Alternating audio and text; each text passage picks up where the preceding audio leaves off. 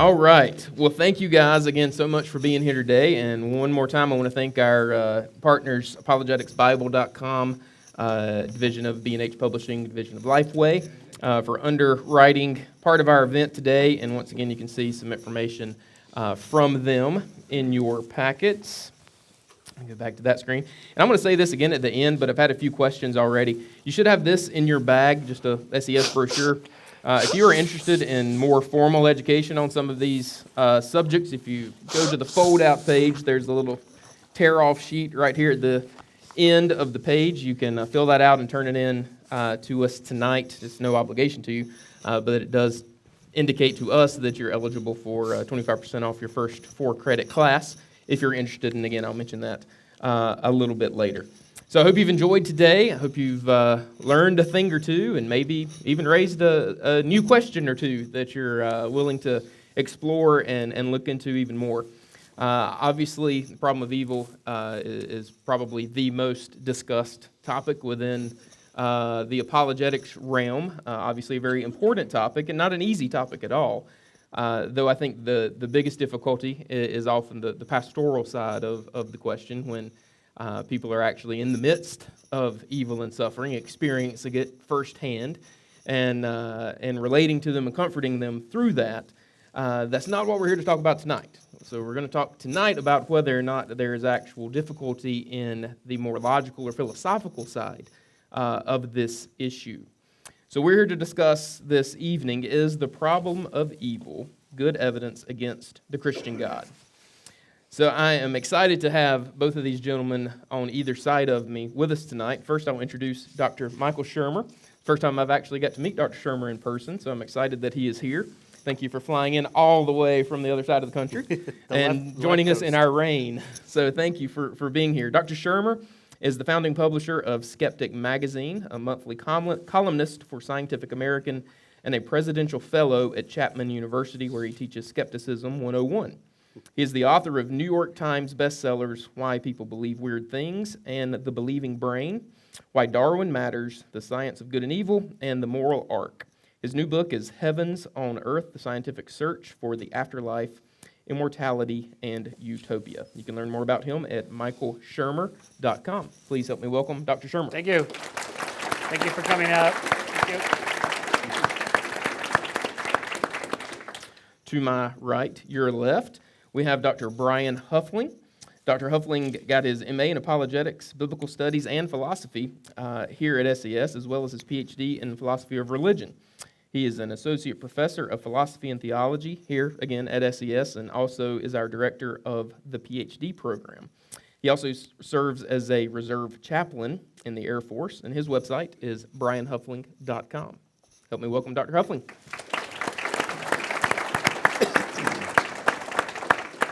Thank you again both for being here, and I failed to introduce myself if you weren't here this morning. My name's Adam Tucker. I'm the Director of Recruiting and Admissions here, and the knucklehead who puts things like this together and gets to have fun with folks like this. So I just get to have all the fun. It's a lot of cool things. So let's jump in.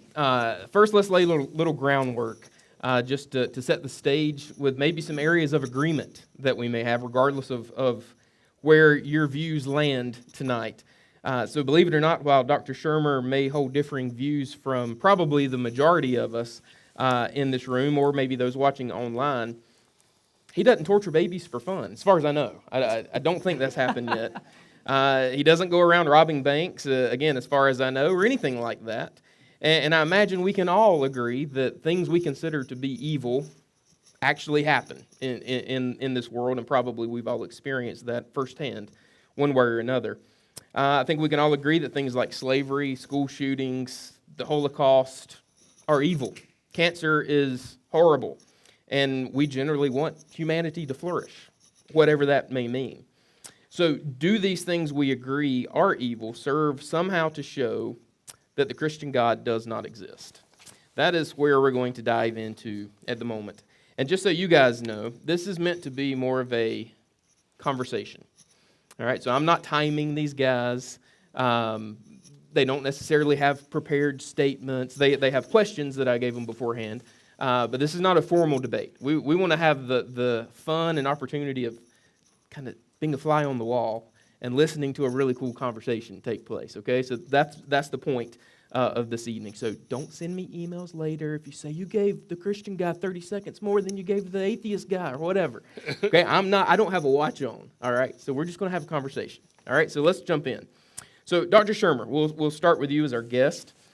You have tweeted, and I appreciate this because it went in my emails that when I was publicizing the event, so this was great. You said, the problem of evil is still the best argument against the Christian God that I know. So before we can really dive into this issue, obviously we need to define our terms. So what exactly do you mean by evil? Right. Twitter's probably not the best place to hash out these big issues. So first of all, thank you for having me come all the way here. I presume since I'm in a seminary, by the way, can you hear me okay? Yes? Okay, good. And I have a little bit of a cold, so we'll work through that together. And for bringing me all the way out here to a seminary, which is quite surprising for me these days, although I used to be a born-again evangelical Christian and went to Pepperdine University. I was pretty serious about it. So I kind of know where you're sitting, because I sat there. Well, not there exactly, but metaphorically speaking. And it's good to hear the other side. I mean, we're experiencing that now, particularly in the academy, of deplatforming speakers and students running off to safe spaces because they don't want to hear what the opposite person has to say, person with the opposite points of view. So as John Stuart Mill said in his great 1859 work on liberty, he who knows only his own position doesn't even know that. So you can only really understand your arguments by hearing what your opponents say or something like that. So the problem of evil is with the word itself. What are we talking about here? Now, I reject categorically any kind of theological, metaphysical, supernatural, paranormal idea of evil. And it wouldn't even work for you anyway, because if there was something like an evil force that operated in the world, that somehow inhabited people's brains or bodies and forced them to do things or caused earthquakes or whatever you think evil is in the metaphysical sense or metaphoric or supernatural sense, that would just absolve the person of any moral culpability. I didn't do it, Satan made me do it, or the evil force made me do it, or something like that. So that doesn't really help. What I mean by it is the intentional harm of sentient beings. So a sentient being is any being that can feel and emote, and especially suffer. Suffering is a feature of cognition shared by a great many animals, including ourselves. I'm going to set aside for the rest of the night the whole animal rights debate, because that's a separate thing. But just understand that the beginning of that really was the whole first rights revolution, when Jeremy Bentham outlined some of the principles of how we can build a more civil society, and he threw in as an end note about animals, that it isn't can they talk or can they reason, it's can they suffer. That should be our concern, the suffering of sentient beings. So we can start from there, and that the intentional harm or the intentional suffering imposed on a sentient being, so let's just say people now, that would be evil. Okay. So now, right up the bat, we're off the page of so-called natural evil. You know, earthquakes, tsunamis, hurricanes. These things are fully explained by physics and geology and climatology and so on. There's no evil there. Now, if somebody happens to build a home along the San Andreas fault line, like where I live, and this is why we can't get earthquake insurance in California, because the homeowner's insurance is, are you crazy? You know where you live, right? I mean, so now people can choose to live there, just as they can choose to live in Oklahoma or Texas and get hurricanes, whatever. But that has nothing to do with evil. That's just physics and geology and so on, and the ramifications of living there as opposed to somewhere else. So we can, I think, just take that off the page. Now, I'm just speaking as a scientist would talk about a particular issue, in this case, evil.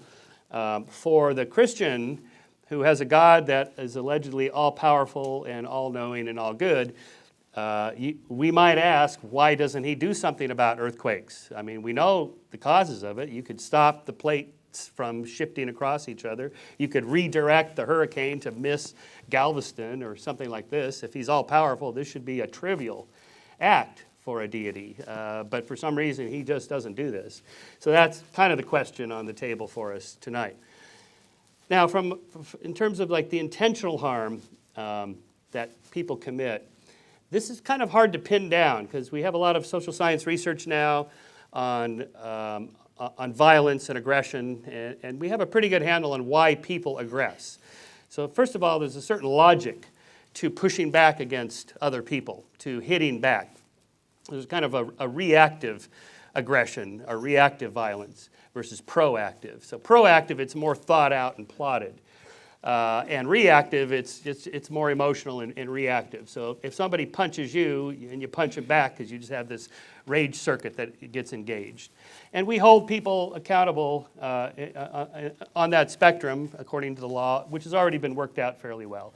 You know, the punishments are based to a large extent on to what extent could you control your violence, your aggression that hurt somebody else. To what extent was it justified? Well, he punched me first, so of course, every person ever interviewed that got in a fight says that. He punched me first. I was just standing there minding my own business. And anyway, so this is another problem of allocating this. But it's this intention behind it that matters legally and morally. So when the wife spoons some sugar, which she thinks is sugar, into the husband's coffee, and it turns out it's rat poison and he dies, the police and then the courts, they want to know, did she know it was rat poison or did she think it was sugar? Because if she thought it was sugar, then it's sort of involuntary manslaughter. We'll give her some punishment, but you know, we're not going to lock her up for life or give her the electric chair. But if it turns out then in the deposition, you know, that there were half a dozen 911 calls, 911 calls to the police because the husband was beating her, now that shifts our understanding of her intention. Of course she says she thought it was sugar. They all lie. Everybody lies. So now we have to look deeper into the intentions. Oh, she was a battered wife, and maybe this was revenge. And so anyway, you get where I'm going with this. We want to understand and unpack what's going on inside the mind, mens rea. What was the mind of the criminal when they acted? And this has all been worked out pretty carefully, I think, since the Enlightenment, when Cesare Beccaria and Jeremy Bentham started writing about criminal reform and that the punishment should fit the crime.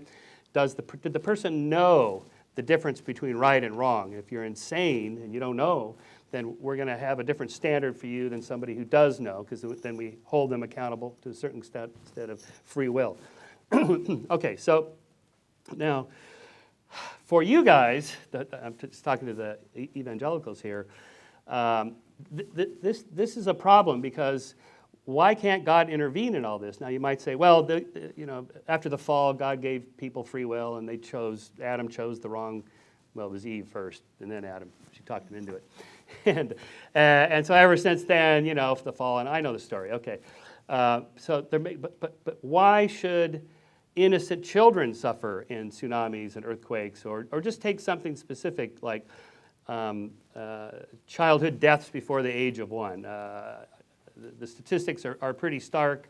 According to UNICEF, about 29,000 children under the age of 5 die every day, mainly from preventable causes: diarrhea, malaria, neonatal infection, pneumonia, preterm delivery, a lack of oxygen at birth. That's 10.6 million children dying every year. And that's more than the Holocaust every year. Now, what's the moral strength that the parents are going to gain from this miserable suffering by their beloved child? And then they suffer, their lives are just shattered forever. And God could easily do something about that, and he doesn't. So this is the question, why? And you know, science's response is, well, let's get in there and fix the problem, because it's very fixable, and we are doing that. And the response from the other side seems to be a more sophisticated way of saying it's God's plan. He works in mysterious ways. He's got a bigger plan for us. So I know you're miserable now that your child has died, and your child suffered horribly for a year. But this is all going to be sorted out later. So how do you know this is true? So we get down to this question. When good things happen, you pray. The parents are praying for their children. And if the child survives, who gets the credit? God. when the parents pray and the children dies, which is mostly what happens, who gets the blame? Not God. So I call this the irrefutable God problem. When good things happen, God gets the credit. When bad things happen, God doesn't get the blame. All right, how do you square that circle? I mean, what's the difference between an invisible God who doesn't act in the world and no God at all?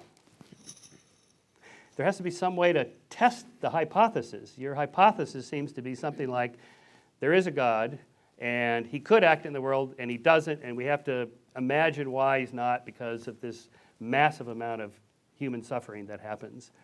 And the question is, why doesn't this happen? I mean, why can't we test this? And at the moment, all I can see is that it's just an assertion. I already believe in God. I believe in the Christian God. We've already asserted that he's all-powerful, all good, and perfect. I got this other problem over here. I got to square this circle. How am I going to do that? Now, you'll hear a long, convoluted, pretzeled series of syllogisms that goes on, and as you probably wisely decided, we shouldn't actually talk about what you say to somebody who just lost a child. You're not going to give them, Anselm's 6 arguments for the problem of evil. This is not going to fly well with people that are suffering. And so it really comes down to this impossible problem of the difference between this invisible, non-acting God, and there's just no God at all. In physics, geology, bacteriology, cancer cells happen because of mutations, point mutations in the genome, and so we know the cause. We're trying to work on the solution. What's your explanation? Well, God works in mysterious ways. That's not a testable hypothesis. I'll just conclude here with my favorite story from Carl Sagan, his Invisible Dragon story. So Carl opens one of his chapters in Demon Haunted World. I have a dragon in my garage. It's really cool. You want to see it? Yeah, I want to see your dragon. So he opens up the garage door, and you look in there, and there's some paint cans and an empty floor and a bicycle and a old ladder. And I don't see a dragon. Where's this dragon? Well, see, he's an invisible dragon. Oh, an invisible dragon. Okay. Well, I have a bag of powder here, so we'll sprinkle powder on the ground, and then when the dragon walks around, we can see his footprints. Well, you see, this dragon hovers about a foot above the ground and sort of floats there, this invisible floating dragon. Well, I've got some infrared cameras in my car, so we'll photograph and film the dragon moving. We'll see his heat signature. Well, see, this is a cold dragon. He's cold-blooded, and he has no heat signature at all. Well, but we all know dragons are fire-breathing dragons. He spits out fire. So we'll be able to, well, no, this is a really special dragon. It's cold fire. It has no heat, and so on. So again, what's the difference between an invisible, floating, undetectable dragon and no dragon at all? If you can't test it, then what are we talking about? Just our imagination. And that's not a reliable source of knowledge. Thank you. Thank you. Moment of personal privilege. Shout out to Elijah and his Hornets. Congratulations on winning your tournament a while ago. Sorry, he'll get a kick out of that. So thank you. Thank See, you. it's Sorry. good you prayed this morning for the basketball team to win. Don't pray for that, actually, but congratulations. All right, Dr. Huffling. So we have evil as the intentional suffering of sentient beings. Do you agree with Dr. Shermer? Yeah, I think that by and large, at least on points, my volume okay on the mic? Okay. That we are going to agree at least on aspects of the definition of evil. Now, coming from this from a philosophical point of view, to not address the philosophical definition would be negligent, because that's what we're here to discuss, is how does this relate to God? What is evil, and how does it relate to our view of God? I think we're going to come back to this, I know, but there was nothing that was presented that would be a contradiction to God's existence, and I don't think that Michael holds it as a logical contradiction. Maybe he does, but we'll get to it. But a traditional classical definition of what evil is, when we're trying to discuss these kinds of issues, is basically a corruption of a good thing. Now, certainly suffering and the way that Michael presented this, the harm of sentient beings, is going to be a kind of a species of what I'm talking about here regarding evil and privation or corruption. So for example, I have really bad vision. I was born with an eye condition where I almost can't see out of my right eye, which is why I asked to sit over here so I can see over here better. So we can say that there is a physical evil in my eye. Okay, so there's a sense in which I am suffering from this issue called coloboma in my eye, where I can't see like I should see. Okay, so I should have a particular good in the way that I exist, especially in my eye, and that is not there. And so the way that historically philosophers and theologians in this kind of a context have defined and discussed evil is you've got something that exists, that is being, that has been corrupted and is lacking something that should be there. And I think that we both agree, I think he mentioned this in a different debate earlier on, I think with John Lennox, and I agree with him, that evil is not a thing in and of itself. This is an important point to make, that there is nothing in and of itself that is just pure evil. Okay, because for something to be an evil, it must first be. It must exist as something. Now, we could go into all kind of metaphysical reasons and all this kind of stuff as to why that would have to be the case. I'll give a couple real quickly. One is that to exist is to have good as a goal. Evil as such has no goal because there would be nothing for it to attain that really exists. If all that exists are good things, and good things that have been corrupted in some way, then we have to say that for an evil to exist, it must exist as a privation of a thing that actually is in existence. To exist as a pure evil would be existing and having some kind of privation. Okay. Now, in the classical Christian philosophical notion, we are given existence by God, and insofar as we have existence like God, that is a good thing. And to exist and to have that kind of likeness to God, in a sense, quote unquote likeness, is a good thing. And so in the traditional philosophical traditions that we operate here at SDS, there is no such thing, and I think Michael agrees with this, of just a pure evil. Now, why doesn't God do anything? This is what we're going to get to. I don't want to jump the gun in terms of defining the problem of evil. I think that might just be the definition he's going to operate with. But to run the risk of jumping the gun here, in these assertions that were just made, and they're completely legitimate assertions, we see all these horrible things going on. Where's God? You guys say God is a good being. Where is he? That's a legitimate assertion to make. But there is an assumption in this assertion that I think is going to be the linchpin of our discussion on evil, and that is, what is God's responsibility to us as creatures? What kind of obligation does God have? To say that, well, where is God? God should be stopping these things going on, is to assert that there is an obligation that God has, some kind of moral duty to his creatures. I'm not sure if you want me to go into what the problem of evil is. We're going to hold off on this. Well, This is kind of where we share, so. let's get a little more fundamental Sure. than even that. So we're being very specific in our question tonight regarding is evil good evidence against the Christian God? Yeah. So what exactly do you mean by Christian God Right. in this Okay. context? So, yeah, explain God and give 2 examples as we stay here at school in 5 minutes. Okay, so God is just, as we understand him, the infinite creator of the universe. Okay, and why do we believe in this being? It's not a bad question. Okay, there's nothing wrong with asking the question, why do you believe in this God, especially in light of all this evil? Michael did bring up something that I wanted to touch on, and that is, well, we just have all these assertions prior to this example. And that's true, and I was going to bring that up. The issue of evil does not invalidate any of our arguments if they are sound. Hypothetically, if they're sound, evil in this sense doesn't invalidate those arguments as arguments in and of themselves, okay? So where do those arguments get us if they're sound, all right? Now, we're not debating God's existence as such tonight. We could later, and that would be fun to do. But we believe that God, as the cause of all finite being of the physical universe, is not exactly what the universe is. So if God causes materiality as such, then God can't be part of the material things he created. If God created to make these into a thing which they're really not, space and time, then God can't be spatial or temporal, okay? So if God creates man or humankind, then he can't be part of the human species, right? So what do we mean by this Christian God? Well, in short, and there's nothing short about this, we believe that God is a being that is not made up of any kind of parts, physical or metaphysical parts. He doesn't change because he doesn't have the parts or the potential to change, because he is absolutely perfect in terms of being.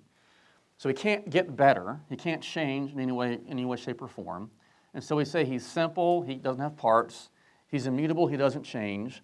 Because he doesn't change, and time really is a measurement of change in the classical understanding, then God isn't temporal in that regard. We don't add to God's goodness or glory. That God is just perfect goodness in and of itself. Okay? So this is a really big picture of what we mean by the Christian God. That's kind of a really big, really fast rundown view that would take people careers to hash out. And we're doing this in a very short amount of time. We got time. We do? Okay. All right, good. All right. So I want to focus in on what does it mean for God to be good. Okay, so how are men good? How are human beings good? Are they? Yes.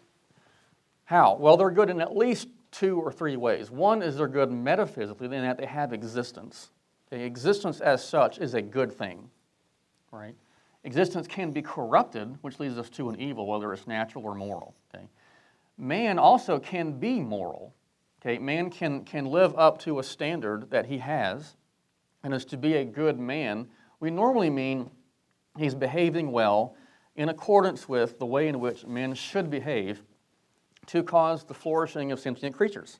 We don't disagree on that causing the flourishing of sentient creatures, I would agree, animal or otherwise, in general speaking, is a good thing, right? That we should be giving scientific reasons as to how to help people with malaria, how to provide nets, how to go about all this research. That's an excellent thing to do. And that's what it means to be a good human being, okay? So if we say that man is good, what do we mean by saying that God is good? Well, the problem that we're going to have here is the problem of language. Okay? And there's a whole discipline within the philosophy of religion called, well, it's commonly called God talk. Okay? And it's how does our language relate to God? All right? Now, before I preface that, let me preface it with this. If I say that this book is good, or that my shoes are good, or this iPad is good, or my cheeseburger was good, or my friend is good, we probably can tell pretty quickly that the meaning of good, as it concerns the reference of all those objects, does not mean the same thing, right? To be a good book is different than to be a good table, and they're different than to be a good car or a good cheeseburger or a good person, okay? But we know what a good book is. We know what good shoes are. We know what a good table is because we know what those things are. We just have some understanding of those things' nature. And we say that to be a good X means that it exhibits the properties that that kind of being should exhibit, right? So good shoes should be comfortable, they should be protective, all that kind of stuff. A good car should start, unlike my wife's car yesterday. A good computer should function properly. A good cheeseburger should be nutritious and taste good. All this kind of stuff, right? So a man is good in these moral terms because we know what a man is. We know how they are supposed to function and how they're not supposed to function. Okay? So what do we mean when we say God is good? Well, we've already seen that to be a good table and a good chair, all those kind of things. The word good there means something different. To use the words of Herbert McCabe, good is a contextual word. Or to use the way I put it, good is contracted to the referent in which it points to, right? So to say something is good doesn't tell you about the qualities it has. It tells you about whether it has those qualities, right? So what does it mean when we say God is good? Remember we said man was good metaphysically and man is good morally. He also can be good in other ways. Like strategically, he can be a good commander and be a good strategist, for example, or a good chess player, okay? But to say that man is good means that he's measuring up to some kind of obligation, or he's measuring up to some kind of moral nature or principle that he should measure up to, okay? Now, in saying that God is good, as the creator of all things that exist besides himself, we maintain in the classical sense that not only is God good, He's infinitely and perfectly good, okay? But what we're going to question in this discussion is he morally good? And I'm going to maintain that this idea of moral obligation falls into the categories of a created species. If you were able to hear Dr. Potter's discussion prior to this on genocide, you heard that God is not a moral being, right? Why? Because the sense of having obligations is something that is imposed on you from without. And there's nothing else that exists other than God outside of himself to give him any kind of obligations. So is he good? Not only is he good, he's perfectly good, infinitely good, but I would say he is not morally good in the sense of he doesn't behave well, in the sense that we would expect people to behave well. There's no way in which he measures up, or his goodness, to put it in a different way, is not dependent on his actions. His goodness just is his own existence. Okay? Now, this is opening up a whole metaphysical can of worms that even Christians disagree with. This is something we at SES pride very much in the classical view of God. All right, so is God good? Perfectly. Is he morally good? Well, to call him a moral being means that there's some kind of obligation. The question is, where do obligations come from? For humanity and humans, we get our moral obligations from the Creator because we are instilled with this moral nature. I've heard Michael say this, and I agree with him. We are born with an intuitive understanding of what it is to be a moral being. We know what right and wrong is from birth. We agree on that. We probably disagree as to why that is, but we agree that there is something that's objective in morality, and with humanity, it's that God has given us this human nature and human essence, that for a human to flourish means that we all have the same kind of goals in life, and that to flourish means that we're helping somebody to promote that flourishing. And in doing so, we are acting in a moral way. But there's nothing that is external, in a sense, to God, where he has to live up to some obligation, or where his goodness is dependent on what he does or does not do. So just to summarize that, you're saying God is good in this metaphysical sense, given the arguments for classical theism, et cetera, and we bring that to the table when we're asking this question about God and evil. Yes, because as we're going to see, I think when we get to it in a few minutes, as to what is the problem of evil specifically, usually, if not always, the problem will have this kind of assumption. There's all this evil. If God was good, he would eradicate evil. He doesn't eradicate evil, therefore this God doesn't exist. Well, this assumption takes God to be in the same class of beings as we do in terms of morality. And as we're going to see, even philosophers who are atheistic will say that there's not a logical problem if we deny certain of these axiomatic positions of the problem of evil. I'm kind of getting ahead of myself, but that's kind of where I'm going. Yeah, we're going to dig into Yeah. that. So given this classical understanding of God, and this, obviously we're getting into heavy subjects we're just kind of scratching the surface on. What do you think about this classical view of God and as it relates to what we're talking about? To me, I'm a social scientist, psychologist, historian of science. Brian's a philosopher. To me, all this is like playing baseball without the bases or the ball. We need to ground our discussion in some real examples of what exactly we're talking about. I mean, this idea of perfection, what does that even mean? God is perfect. How can any of us mortal, imperfect beings have any idea what perfection is without examples? Okay, I had a perfect day. My guess is my perfect day is probably different from your perfect day. Or I had the perfect cheeseburger, or something like that. I was the perfect husband. I vacuumed all day. No, my wife is watching. She knows I don't do that. I have fallen far away from true goodness there. To me, this is an incoherent idea other than just playing language games. Infinite. What does that even mean, infinite? My mathematician friends tell me there's just as many even numbers as there are all whole numbers in an infinite string. How can that be? I don't know. It's infinite. Okay. At some point, we hit an epistemological wall where we just can't know these things, and we just use these words as if they're meaningful when they're really not meaningful. It's just metaphysics. At some point, we got to ground it in real examples. Now, we're talking as if good and evil are on a spectrum, a single vector. They're not. I see them as orthogonal to each other. they're independent emotional valences where being, say, a loving spouse or friend is not just the absence of doing bad things, or doing bad things to people is not just the opposite or lacking goodness to them. They're independent of each other. So, I mean, the reason I love my wife and my son is not because I could have killed them, but I just don't. So I'm moving forward on this spectrum. It never even enters my mind to do that. So these are orthogonal to each other. So let's not see, here's God over here, and here's Satan over here, and, the angels, and then, we're here, and Hitler's over here, and, I don't know, whatever over here. It's not like that. So these are independent of each other as I see it. The vision example. It's a 20, you're not 20/20, okay, but that's just an arbitrary number we throw on. That's perfect vision. It's not perfect. It'd be great if I had a much broader spectrum of sensitivity to the electromagnetic spectrum, so I could see X-rays all the way up to, well, maybe I don't want to see X-rays, but I don't want to see your bones, but just a wider window in the electromagnetic spectrum would be even better than what we have. I would love to see and know what the world looks like to a bat and a dolphin. I really would. That would be even better than what I have. And why 2 eyes? One on the end of my finger, maybe one on my forehead would be even better. Because these are just arbitrary things. Well, so that's perfect vision, and I've fallen away from that, so that's evil. No, that's incoherent to me. A couple of real-world examples that I write about in The Moral Arc. So centuries ago, people described evil in the world in the following ways.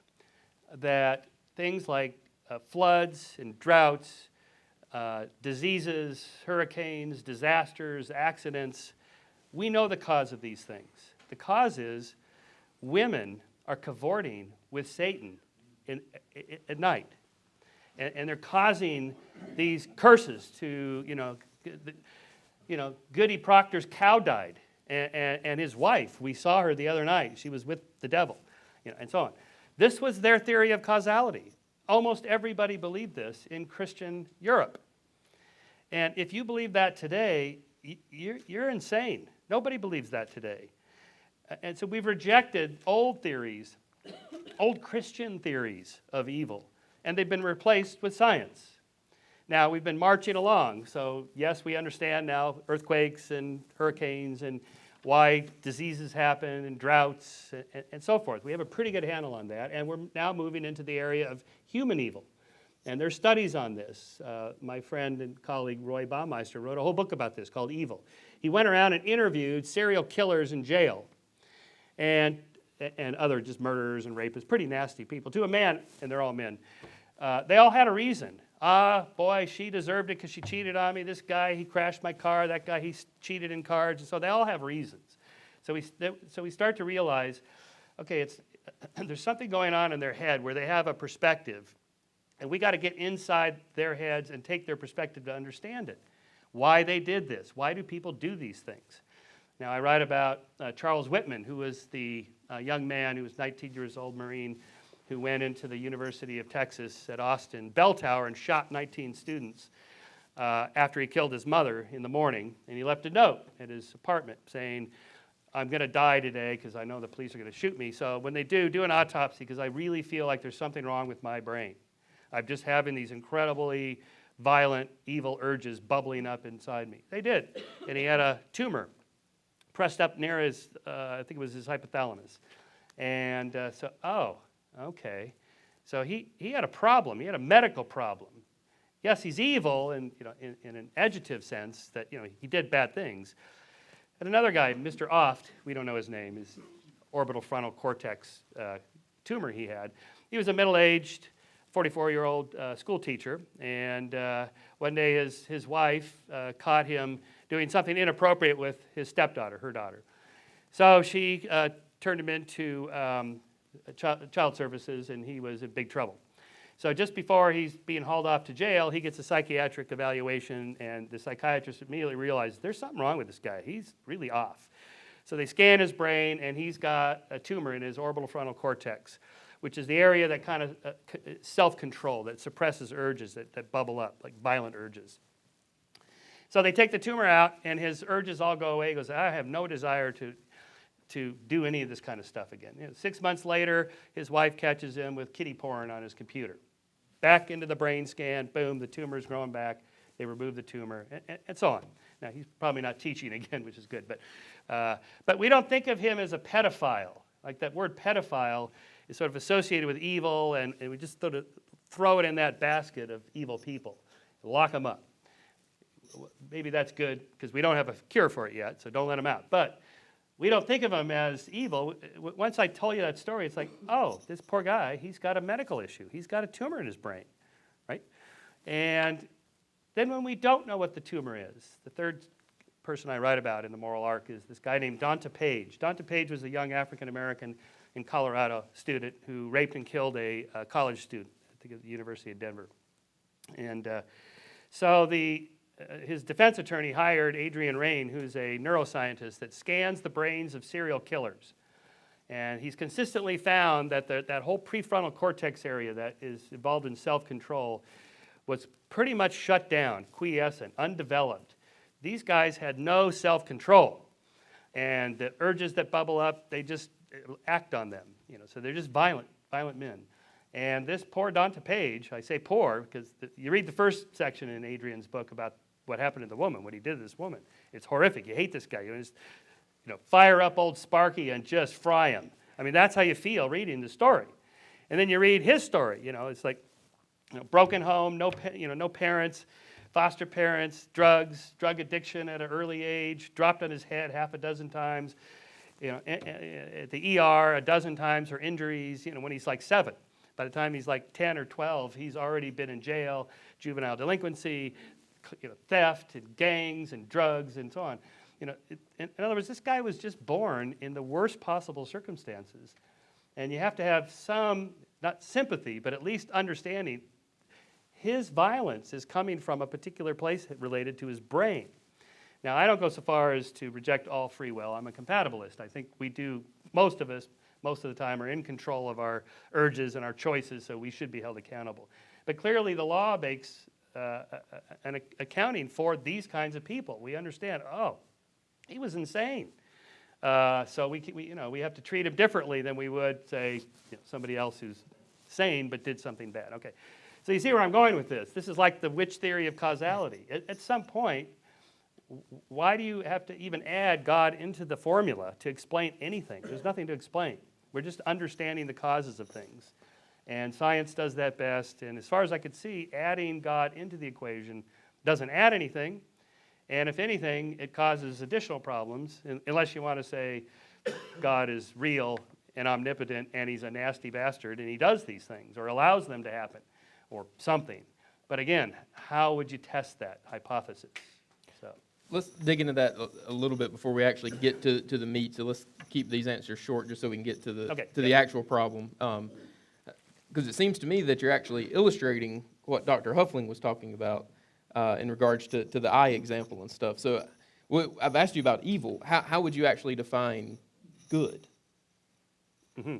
Well, anything that promotes the survival and flourishing of other sentient beings, all the way from just holding the door for somebody and being polite and thoughtful to loving your spouse and being supportive of your friends and community, things like that. And wow. In very measurable ways, like on the drive over, talking about the shift in the concern that there's a rise in racism and bigotry in America. Things have never been so bad. Oh my God. No, this is incorrect. We know from polls that Americans have never been more tolerant than they are now. In terms of like Jews and blacks and women and civil rights and civil liberties for more people in more places, it's never been this good. Of course, part of the problem is the negativity bias and the fact that the news only reports what happens, not what doesn't happen. And because everybody's got a camera and they could videotape every single police altercation and so on, it feels like things are terrible. Race relations are horrible. No, actually, all the polls show. So that would be an objective, measurable, quantifiable improvement, good, well-being, flourishing of more people in more places, of just tolerance for other people. Okay. Yeah. Is that very different from what you're saying? And how does that relate to perfection, since there seemed to be some question about what that word means? Yeah, so The problem of evil in terms of how it relates to God and man is going to inherently be a philosophical issue. I'm not denigrating science at all. I appreciate it. My wife is a scientist. She has degrees in science. She's a science educator at George Washington University. There are a lot of similarities with what we're saying. I'm not denying there are physical causes for actions. Okay, we're not disagreeing a lot on these kind of issues. But if we're going to talk about the categories of God, evil, and problems, and how this world relates to God, then we're going to have to invoke these philosophical notions. Okay, and I appreciate that we need to look at quantifiable, measurable ways of going out doing things if what we're trying to measure is in fact quantifiable or measurable. But if we're trying to say, how does God relate to this evil, it's hard to measure the evil that we're talking about in terms of, if we're going to reject the natural evil like he mentioned before, and we're going to focus on kind of moral type evils, and then God.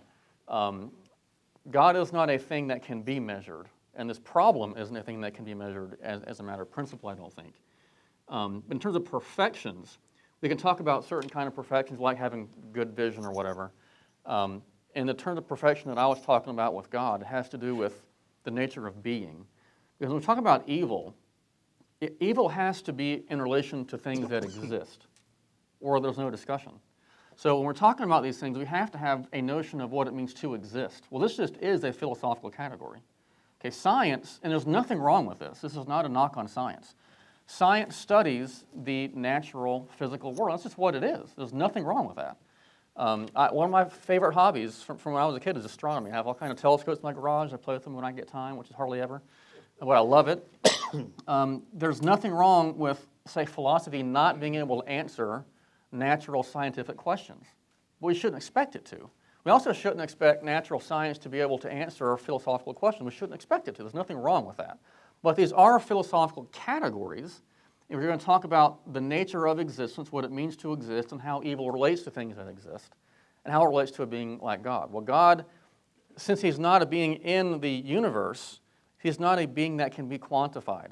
Right? And what we're going to argue in the classical position is that if there is a God, and of course we're all supposing, I'm supposing that our arguments, at least some of them are sound, that gives us reasons to believe in God. If they're sound, if any of them are sound, then there is an immaterial being as the cause of the universe. Well, by definition, we can't measure that. But is that a knock against what we're talking about? It doesn't seem like it, because that's like saying you can't measure an immaterial thing with some form of measurement, therefore it doesn't exist. This doesn't logically follow. So I'm not denying a lot of what he says. I don't disagree with it. I don't see how that relates to the problem of evil in terms of showing that it's evidence against a being like God. So there's different kinds of perfection, different kinds of being, and how those certain kinds of evils relate to that kind of being. But we're going to have to involve philosophical notions in doing this. And philosophical notions, just by virtue of what they are not measurable. And so I'm just going to maintain that because these issues aren't measurable, doesn't mean they don't exist or can't be discussed. Is that what you're asking? So let's get to the heart of the matter. And by the way, are the telescopes located beside your invisible dragon in your garage? Behind them. Behind. Okay, gotcha. All right, so let's jump into the actual issue. So, Dr. Shermer, how would you characterize or explain what the problem of evil actually is? How would you formulate it, and why do you think it's a good argument? Actually, the best argument, as you tweeted anyway, against the Christian God. I'll just give you the Stanford Encyclopedia of Philosophy. It's not biased one way or the other. If God exists, then God is omnipotent, omniscient, and morally perfect. 2, if God is omnipotent, then God has the power to eliminate all evil. 3, if God is omniscient, then God knows when evil exists. 4, if God is morally perfect, then God has the desire to eliminate all evil. 5, evil exists. 6, if evil exists and God exists, then either God doesn't have the power to eliminate all evil, or doesn't know when evil exists, or doesn't have the desire to eliminate all evil. 7, therefore God doesn't exist. Okay, that's just the standard. Everybody has those points. And this has been around really since Epicurus, the ancient Greeks. I mean, these arguments are old. Kant and Hume, they've all ground through these. Pretty much every major philosopher has commented on this. And the vast majority of professional philosophers today that know these arguments, they don't believe in God. And this is one of the reasons they don't. And the fact that, Brian, you said God cannot be measured, he's not quantifiable, then what are we talking about? It's just a word. It's just a sort of an argument from ignorance. Like, I can't understand where the universe came from. I'm just going to say God did it.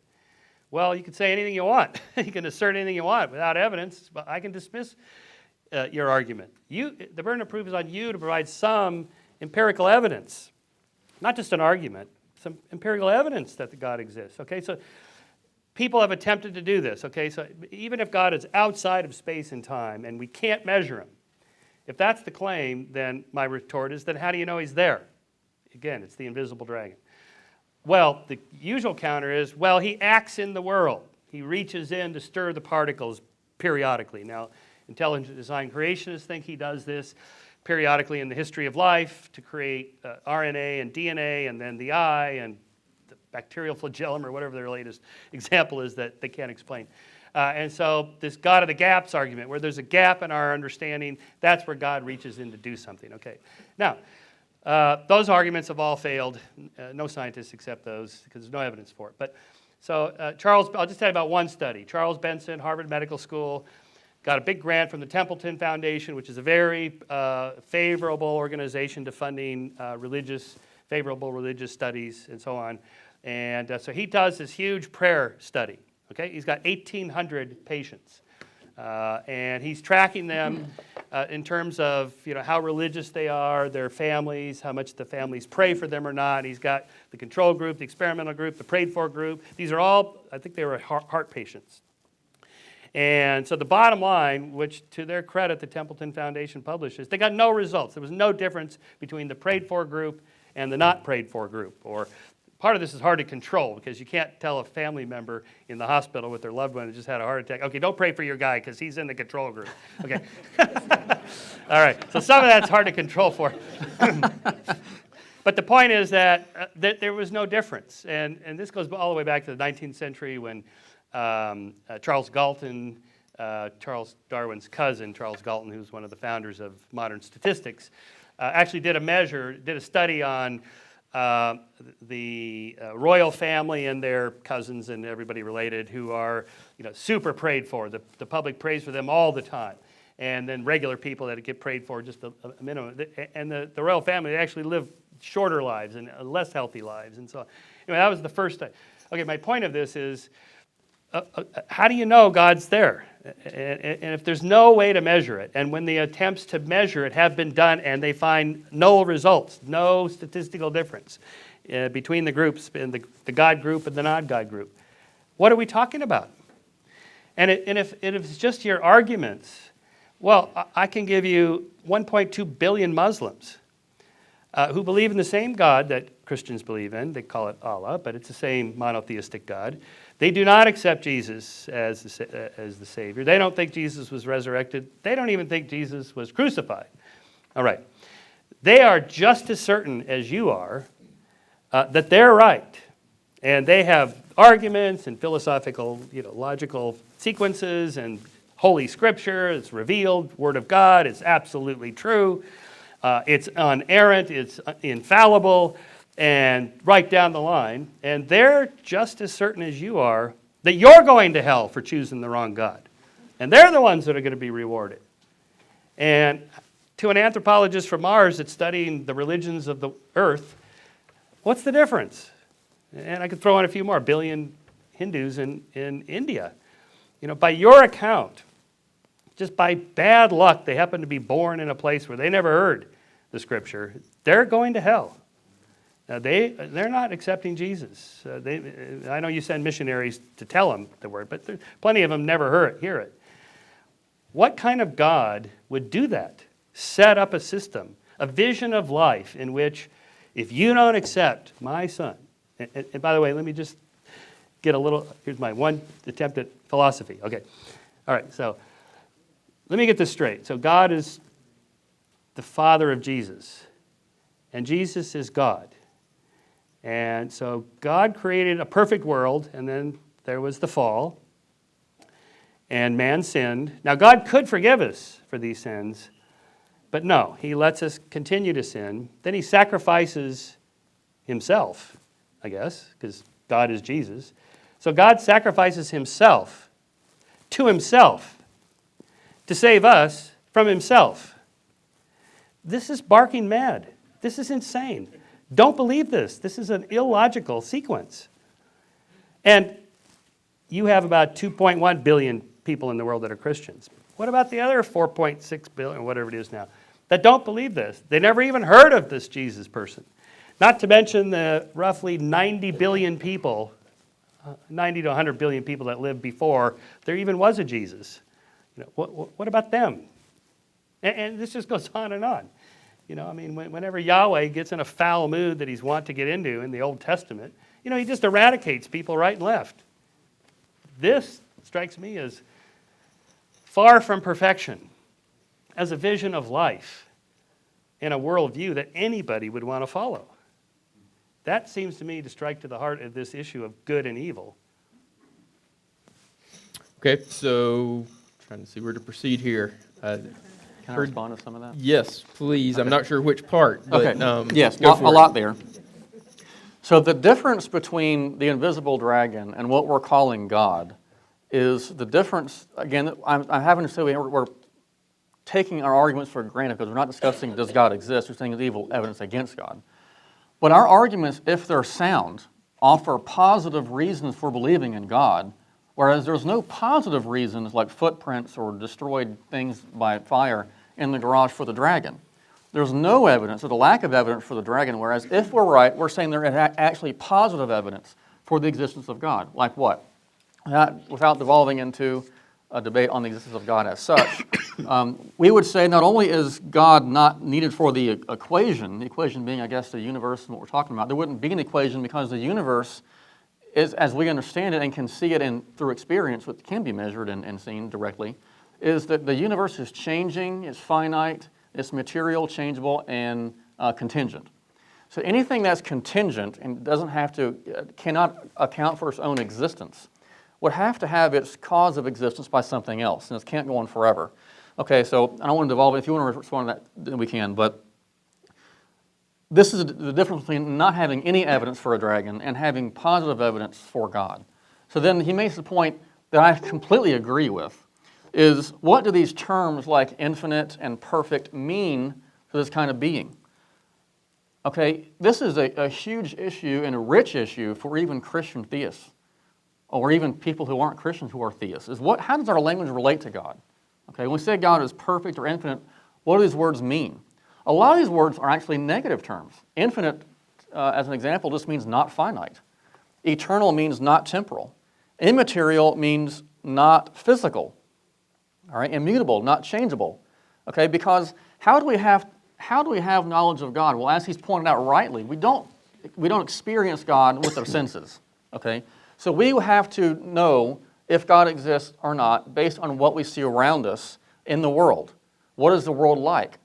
We think the world can't account for its own existence. So then what would account for it? Some being that's not identical to the world because it can't be self-caused.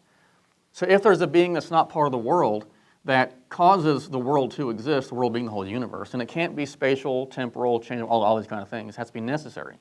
All right? So how do these words relate to him? Well, we can say certain things about what God is, and we can say even more about what he's not. All right? But because we can't, as finite beings, grasp the infinite, is not evidence that he doesn't exist. Because if that were true, then the finite should be able to comprehend the infinite. And that's by definition impossible, because we as finite, limited creatures cannot even in principle grasp the nature of God. So that's not a mark against his being. We really admit that. And in fact, that's a mark of his grandeur. If we had a God, we could explain that he's just like this. That's not much of a God. But if God blows our mind because he's infinite and we're finite, then we're not going to be able to fully understand him. We're going to say he's not this, he's not that. Well, what is he? Well, he just is so much bigger than we are, we can't grasp him. It's not even quantifiably big, it's just qualitatively different than we are, and we can't grasp him. Now, The argument he provided for the problem of evil is spot on. That's exactly what most people give for the problem of evil. There are at least two different kinds of arguments. This is the logical problem that I'm going to give to you from J.L. Mackie, who's a standard atheist in these discussions. He says, in its simplest form, the problem is this: God is omnipotent, God is wholly good, and yet evil exists. There seems to be some contradiction between these three propositions, so that if any of them were true, the third would be false. Okay? But he also maintains that these all have to be the case for theism to be true. However, the contradiction does not arise immediately. To show it, we need some additional premises or perhaps some quasi-logical rules concerning the terms good, evil, omnipotent, and so forth. All right? But he does admit this. Once the problem is fully stated, it is clear that it can be solved, in the sense that the problem will not arise if one gives up at least one of the propositions that constitute it. Okay? And that's what I'm saying we do. Is that in the problem of evil, every problem I've ever seen has this underlying assumption. God, like you, has obligations. He has a moral kind or nature of his being. And if we're right about what we're saying about the theistic proofs and what God is and is not, then he transcends these kind of created categories like moral obligation. He's not good because of what he does, he's good because of what he is. Well, that's a metaphysical good, not a moral good. If we take that assertion from the problem of evil, even as Mackie admits as an atheist, the problem does not arise. This is a philosophical problem. The philosophical problem will not be answered or really even addressed by science. This is a philosophical problem that has to be brought up and addressed in the categories of philosophy. Now, we could answer these issues on the Trinity. I can if you want me to. The picture of the Trinity and these kind of things is not exactly what Christians teach, but that's a different point, so we can go there if you want to. Otherwise, I will turn it back over to you. So we're going to give you the last word to address any of that. Well, you know, if I was to try to steel man your argument rather than straw man it, I'm not sure I could do it. I'm still not sure I get your position. Okay. So just answer the question, childhood leukemia. Why? Why doesn't God do something about this? Okay, so your position is going to maintain that he should do something about it. Does he have some kind of moral obligation to, in your view? Well, one would hope, especially since the parents are praying to him. Okay. And what's the point of prayer? I mean, there's acknowledgement prayer, but petitionary prayer is a big part of the Christian religion. Right. It doesn't seem to work, or if it does, we can't detect it. Why doesn't he just... Okay, so the sort of fun example is, not fun, amputees, okay? So you got Christian soldiers coming back from Iraq. I mean, soldiers, U.S. soldiers that are Christians. Their families are praying for them. You know, why can't God just grow them a new limb? They're being prayed for. Why are they dying? Why doesn't he okay, I hear all these voices coming in. However, God does that through the equivalent of this in the massive cloud computing. He surely hears all these prayers. He can see these loving Christian people devoted to Jesus and the whole thing. He hears them. Their child is dying. I could do something about it. I'm not going to do it. Why? Okay, so he certainly could, and in our view, ultimately he will, in an overarching Christian scheme of things. So why doesn't the he? afterlife. The next Yes, life. in some cases he has performed miracles here, but I know you don't agree with that. But yes, in the afterlife at least. That's at least part of our position. Now, why doesn't he? Well, this is a multifaceted answer. Let me see if I can give a couple of points here that would maybe satisfy the answer somewhat. The issue of prayer, God doesn't always answer prayer. No one disputes that. I have prayed for this eye a long time. It's not fixed. I do have a note from my doctor saying I was born blind, and I was anointed with oil and prayed for, and I had vision one day. Is that a miracle or not? I will have to know exactly what happened before, and I don't know. Does God perform miracles? In our view, he has, and he will. So why doesn't he answer these things? We don't know why he doesn't answer every single prayer. But there is an interesting point. What if he did? What if he answered every single prayer, and every time someone was sick or had something wrong with his arm, and God intervened? What would that be? Heaven. That would be, well, heaven. But that would also seem to eradicate the natural part of nature. Our answer of why do these things happen, at least in part, is based on humans exercising free will in such a way as to reject God and introduce evil. So that is the kind of the origin question. How does all this come about? But if God steps in every time someone tries to pray, even if we wish He would, then what would come of the natural world? It's an interesting question. If God answered every prayer, if every sickness is somehow miraculously solved and every amputee is healed, not that we shouldn't want that, but if the atheists I've heard over the years have said, why doesn't God do this? There would seem not to be any kind of regularity in nature even in itself. Well, And but I also you said would he point answers out, some prayers. what? He answers some, you said. Yes, not always. And not all prayer is about physical healing. Well, I understand. Again, there's prayer to thank for the meal and so forth. And okay, but petitionary prayer. I'd really like, my Aunt Mary's cancer to get better. I really love her. She's a good Christian. Mm-hmm. Dear Lord, she accepted Jesus. I accepted Jesus. Please. No. Why not? We just don't know the answer. Well, you don't know the answer. Yeah. Right. So again, this God works in mysterious ways. It's really not an answer. It's just a string of words that we say to comfort people or something like this, or it's just an argument from ignorance. I don't know. Beats me. I just know He's okay. There are process theologians, for example. They don't have a problem with this. God can't do it. He's not there yet. He's not omniscient yet. It's a process of evolving. We're all in the universe moving through time together, and God's developing also. So, there's lots of answers to the problem of evil, but the simplest one is there's just no God. It's just us and nature, and this shit happens. It's just the way it goes.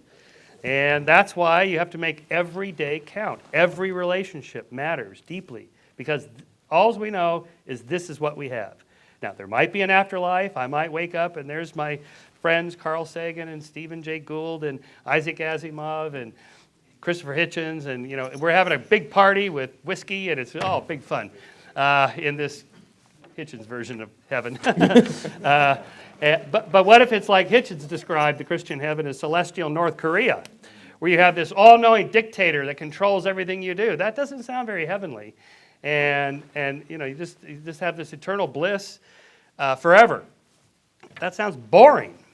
And so, we can't even really conceive of what we're talking about when we're talking about a perfect heaven. It's just kind of this image in our heads that we have that has no grounding in reality. There's no evidence for this at all. Well, speaking of evidence, let's end with this. I'll ask you the question, and then you have the last word to respond. Then we'll go to audience Q&A.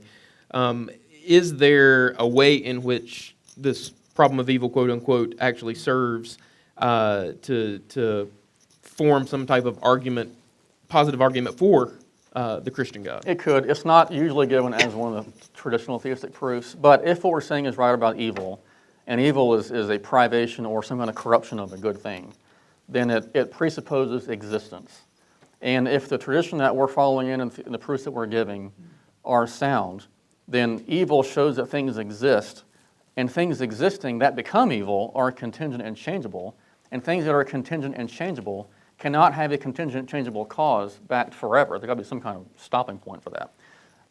That would be God as a non-contingent, non-temporal, non-changing being who is ultimately good. Okay. Are we going to get in time to go back and forth and just ask questions? Yep, go for it. Okay. We got a few more minutes. Is your example of petitionary prayer or anything like that, these arguments from evil, I'm trying to, so we're asking the question, is this evidence against God? Do you take those as actual evidence against God? Well, the lack of a response would be evidence of a lack of something that's out there. So let's just take a simple idea, move to a different idea, like our extraterrestrial intelligence is out there somewhere. Well, we've been listening for 50 years, we haven't heard a thing, so the lack of evidence is evidence of a lack, there's no aliens out there, all right? We would not draw that conclusion because we haven't been searching for very long.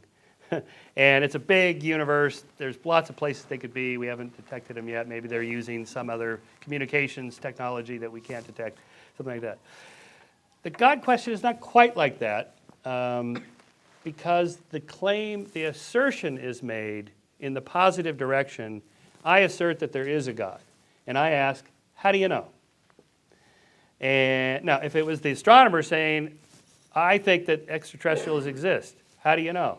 Well, I got this signal, a sequence of prime numbers in the radio spectrum of such and such, and it wasn't a satellite, and so on, Contact, Carl Sagan's novel.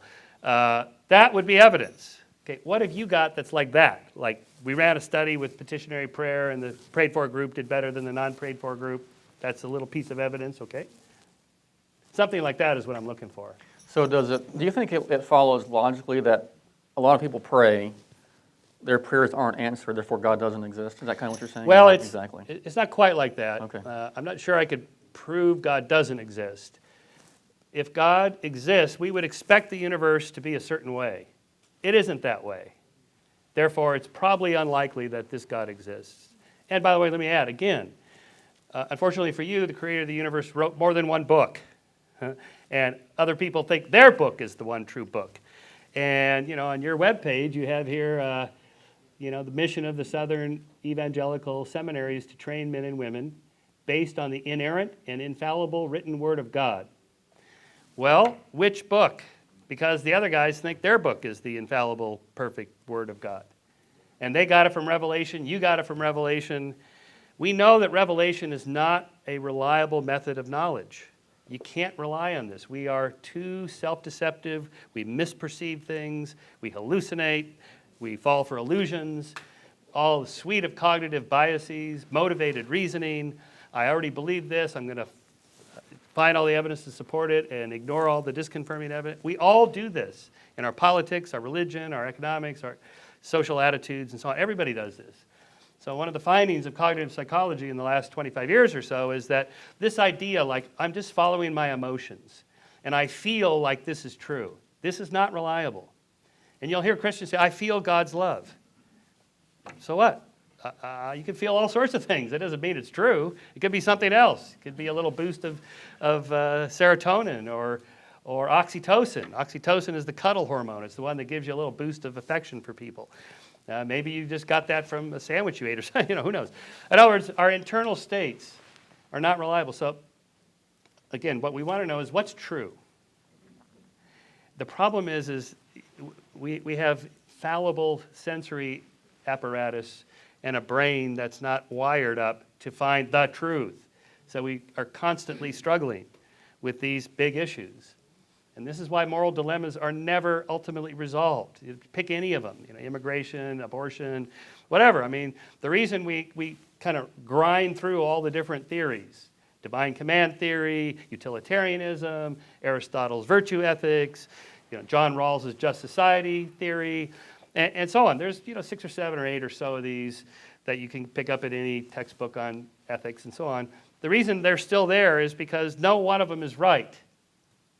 It's like, well, I'm analyzing immigration from this theory.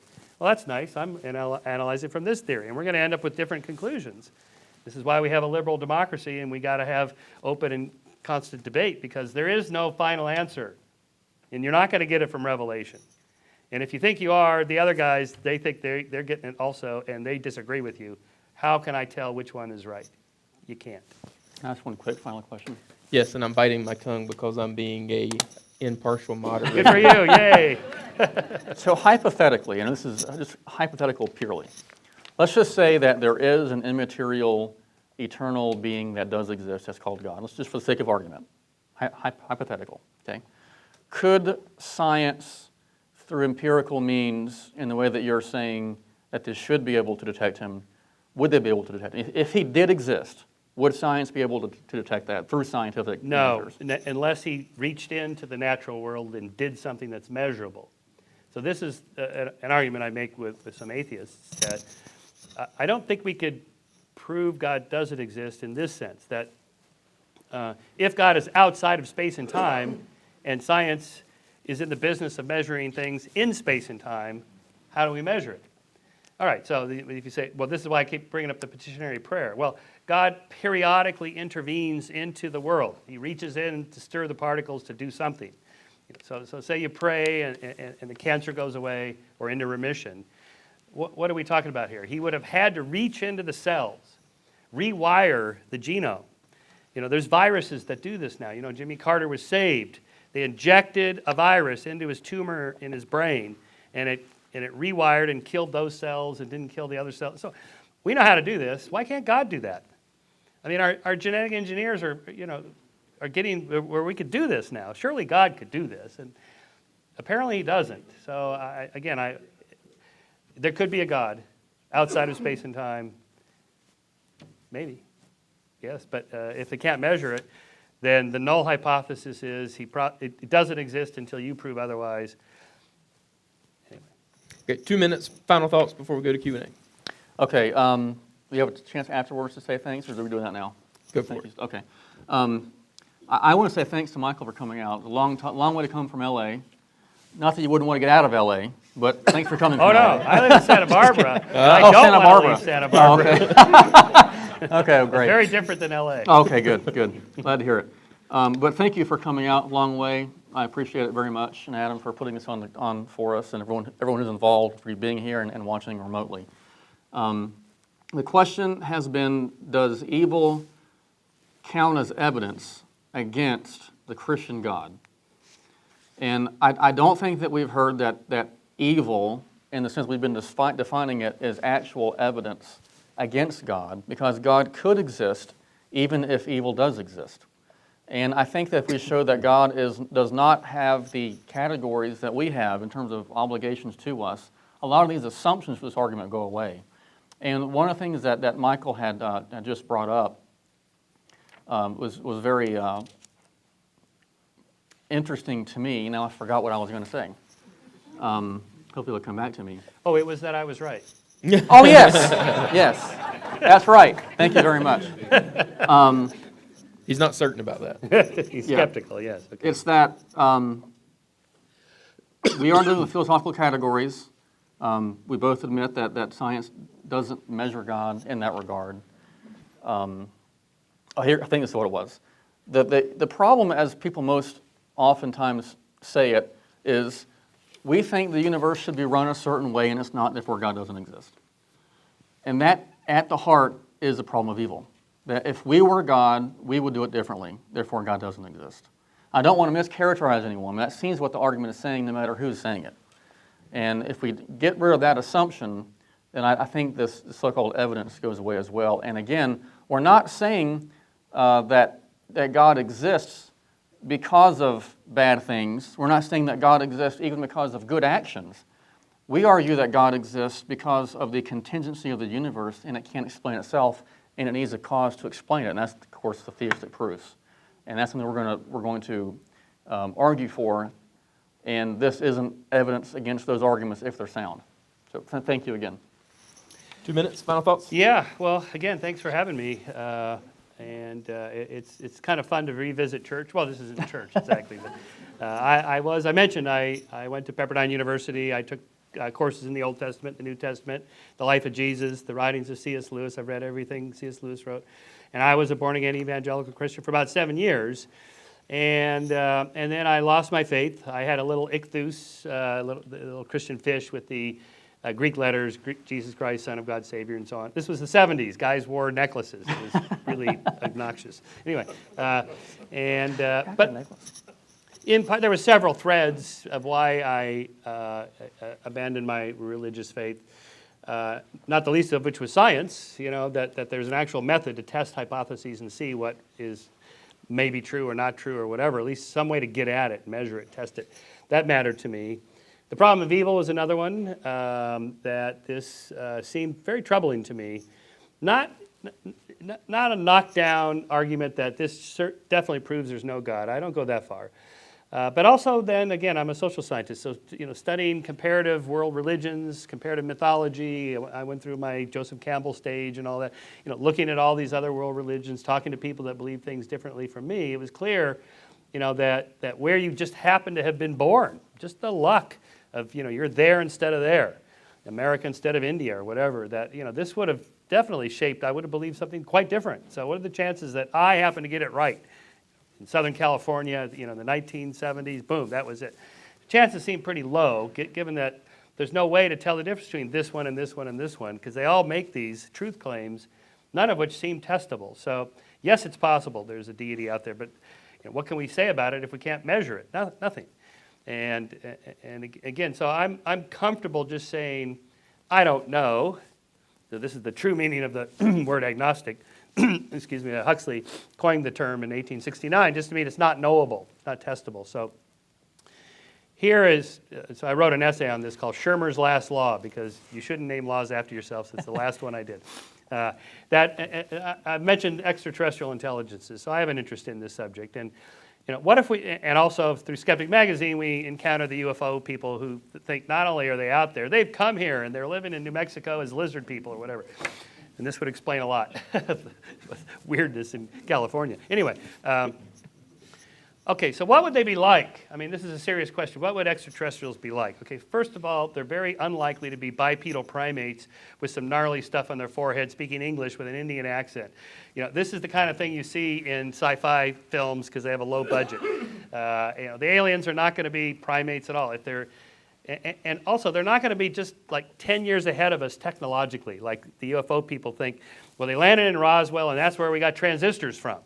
We went from vacuum tubes to transistors, and we back engineered it from the aliens. Okay, look, whatever they're going to be like, they're not going to be 5 or 10 years ahead of us. First of all, they won't be behind us because we won't encounter anybody behind us. They won't have space travel yet.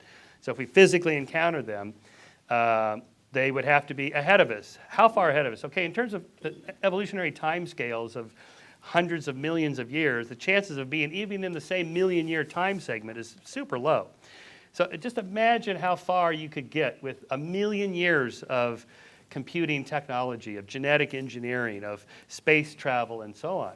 They're not going to be anything like us. And look what we've already accomplished in just a century. So whatever the aliens are going to be like, they're going to be able to genetically engineer life forms, create life. They could probably geoengineer planets to become livable, habitable. And the crazy sci-fi people like my friend Michio Kaku that write about the far, far future, like 100 million years from now. That's what it's going to be like. They even speculate you could cause a star to collapse into a black hole. It's just a big astroengineering issue here. And if universes pop out of the singularity inside a black hole and create a new universe, what would you call an extraterrestrial intelligence that has the power to create life and planets and universes? If you didn't know the technology, you'd call it God, right? So this is my spin on Arthur C. Clarke's famous third law. Any sufficiently advanced technology is indistinguishable from magic. And so my final point is, if we can't distinguish it from magic, or the deity who's all powerful and all perfect, and this extraterrestrial that is so far and so powerful, it seems perfect to me, seems all powerful. How could you tell the difference? And at this point, we're just speculating. This is sci-fi, it's metaphysics, it's fun, but there's no evidence for any of this. Thank you. All right, let's thank our debater.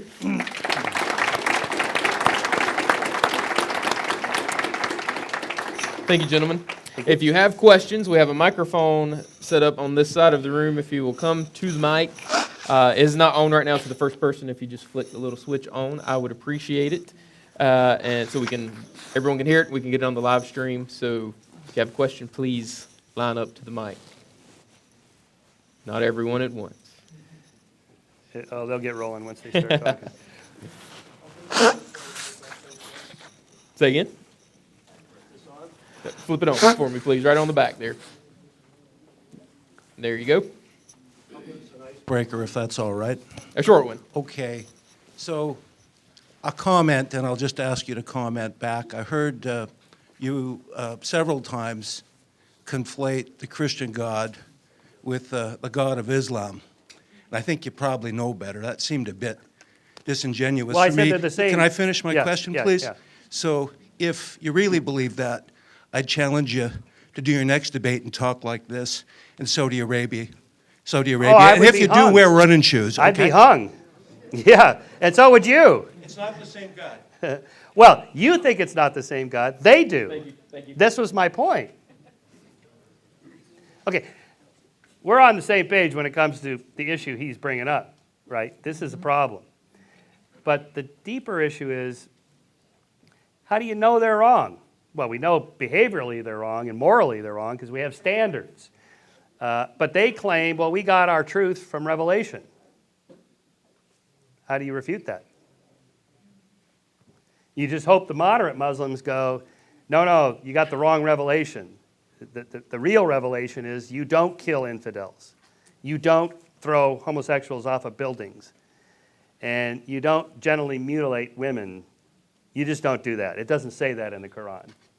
But I can't say that. You know, we need the moderate Muslims to say, no, you're wrong. You're simply wrong about your revelation. Yes, ma'am. Thank you for being here, and it was a wonderful debate. I really appreciate your having this. It drew me out from the university area to come here. I just want to ask you, Dr. Shermer, I guess kind of a quasi-personal question, but it definitely relates to what we've been talking about. I've always wondered what people who don't believe in the Bible and the descriptions of right and wrong in there, what do you base your determination of right and wrong? Because you said, well, good is whatever it promotes the well-being of sentient beings. But what is good in one person's eye is bad in another person's eye. For instance, I don't know, what comes to my mind is the practice of sodomy or whatever. So I would like you to please tell us on what do you base your personal ways of determining what's good and bad. Yeah, that's a good question. And let me ask you first. Sure. How do you do that? Well, in the past, I've done it by what I was taught, of course, as a child, and my father was a Christian minister, and then for a while I was a humanist in my latter teens and early 20s, and I kind of based it on what was good, what promoted the general good of well-being of people in general.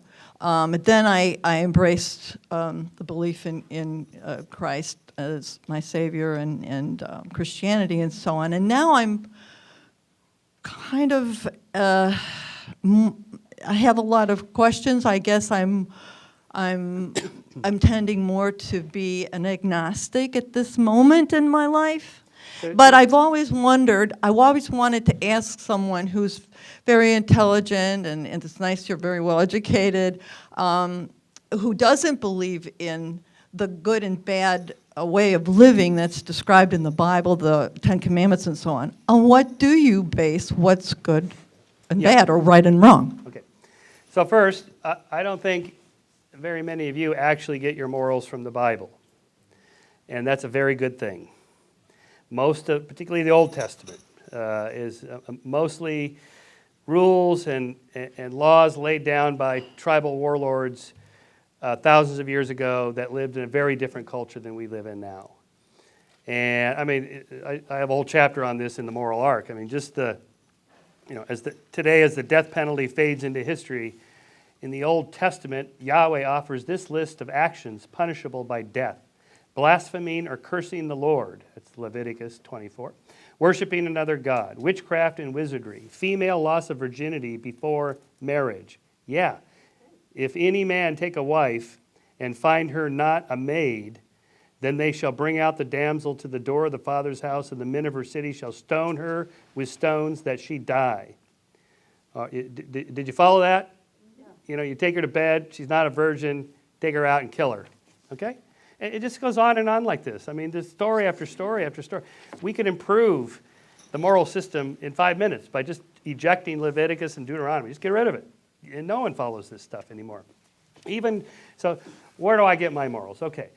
Like everybody else, I get them from my parents, my culture, my cohort and friends and so forth. Now, if you're asking sort of a technical issue, like, can you make an argument for why you should do this instead of that? Yes, I can make it. I wrote a book about this, and I articulated some of that tonight. But the fact is, we're all in this culture that's shifting along so subtly, it's hard to see. But this is what I wrote about that. For example, if you just look at, the changing attitudes toward gays, women, and blacks and Jews in the last century. Okay, we've all become more tolerant. The most conservative today is way more liberal than liberals were in the 50s. Okay, and when you say that, particularly to liberal audiences where I'm usually speaking, they're like, what? Conservatives, they're a bunch of bigots. Yeah, well, they're a lot less bigoted than they used to be, because we were all. You could tell in literature, pretty much, Richard Dawkins makes this point, pretty much down to the decade, when it was published, based on how women and Jews and blacks are described, the kind of words that are used. And we've all shifted our consciousness and become much more tolerant. We've been more willing to put ourselves into somebody else's shoes and imagine what that feels like. And this has happened, it took the civil rights movement many decades. It took the women's rights movement a little less time, and it took the gay rights movement even less time. That's happened so quickly. Like interracial marriage, remember when that was a thing? Yeah, me neither. It's just insane that this was ever a debatable subject, but it was. It was illegal until 1967 in America for a black and white person to marry, even if they're Christians, okay? That's how far we've come, right? And now the whole gay marriage thing, we won't even be talking about that in a few more years. It's just off the table. Of course we don't care if gays get married. They're in love. It's a good thing, whatever. Everybody has the same rights under the law. That's what the Constitution's all about. End of story. Let's talk about something else, whatever that is. So that's how far we've come. So I think, my consciousness, along with all of yours and everybody's, has been shifted along, and it's not driven by new interpretations of the Old Testament. And, in Mark 3:16, what Jesus really meant was, don't stone the gays to death. Embrace them and love them. There's nothing like that. There's no new revelation we got. There's no Latter-day Saints where God's coming down like he did to Joseph Smith. Says, hey, polygamy's fine. And he had to tell his wife this. You can imagine what that conversation was like. And then the Mormons moved to Utah, and they wanted to become, Utah wanted to become a state in the Union, so they had to have a new revelation from God. Okay, no more polygamy. We're off that page now. Okay, there's nothing like that happening. That's not what's happening. We're all becoming more tolerant, and I wrote a book about why I think that is. It's not religion. Dr. Hopling, you want to briefly respond to that? That was kind of a long 2 minutes, sorry. Is there a part you want me to respond to in particular? Or just how you would answer. Oh, how I'd answer the question? I get my morality. I think I would agree with Michael that we have an innate sense of what right and wrong is, but I would say it's not based on some kind of naturalistic process as much as it is God creating the human nature and imbibing in the human nature what it means to be good and evil. And that when we do actions that promote the flourishing of other people, that is in accordance with the moral law. And when we do things that prohibit that, that's against the moral law. So this would be alongside or along the lines of natural law theory, like Aquinas, who also imbibes much of virtue theory from Aristotle. So it is a sense of just having a conscience. If we look around the world, we have a lot of the same different moral code throughout history and culture, and that's, I think, because of what we see in the conscience. And I think that's because of the way God has made us as human beings. Okay. So short questions, just so we can get to as many as we can. I'll comment first and answer one of your questions. The what separates our Word of God or the Bible from everybody else is manuscript evidence, archaeological digs, fulfillment of prophecy, and synergy of Scriptures. But I have a question. In order for your argument to hold water, would we not have to first prove that there's no good that can come from suffering? Maybe God has a purpose for it. Right, yeah, so the good that comes from suffering. If you have a Yeah. toothache, if you didn't have pain first. Yeah, that's right. Yeah, pain has an adaptive purpose to it for sure. If you want to get strong, muscular-wise, you need to work out, and it isn't fun. It's painful. If you do it right, you got to suffer a little bit, and then you're strong the next day, and you suffer a little more, and you're strong. This is how it works. That's true. Now, I'm not sure I would go so far as to say, well, when women are raped or children are pederasts assault children, this makes them stronger. What? Isn't there a way to help people get stronger without this kind of stuff going on? This is post hoc reasoning. Like, I have this God. He's perfect. This is what I think he is. There's pederasts and there's rapists and so on. How am I squaring these things? Well, they're stronger for it. That's a post hoc hand waving. You would not seriously argue like, well, I saw that guy raping that woman. I would have stopped him, but I thought, well, maybe this will make her stronger, morally tougher. No, you would intervene because it's wrong. So why doesn't God intervene if people are willing to intervene? I have a feeling he's getting most of the questions, so anything to add? Yeah, sorry about that, Michael. That's why I'm here. I would agree with some of that in saying that, yes, suffering can have a good outcome. There are certain ways that we can better understand our relationship with each other and with God through suffering. We grow together through suffering. We grow closer to God through suffering. There are some ways in which the suffering is pretty egregious and might not be as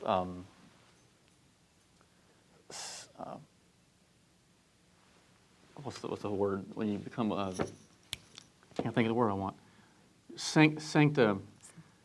Being sanctified, yeah, being sanctified as much as some other pains or evils. It depends on what it is, I think. In principle, it can. I don't think that would be an argument for God, but that would fit within our worldview, our view of the Bible and the world. It's not contrary to it. And evil is not contrary to it. That's an important point to make, too. That evil is not contrary to our view. It's part of our view, and it fits in with what we see with the Bible and what it teaches us. Yes. Well, I'm a nervous wreck up here. I've never asked a question before at a debate, and my voice is going away, so that's lovely. And I want to thank you for coming out here. I actually want to go to college in California and then come here to SES. Where did you go? I want to go to Biola University. Oh, yeah, Biola, yeah.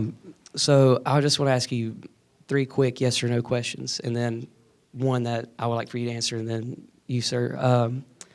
First, do you think that the problem of evil negates God's existence?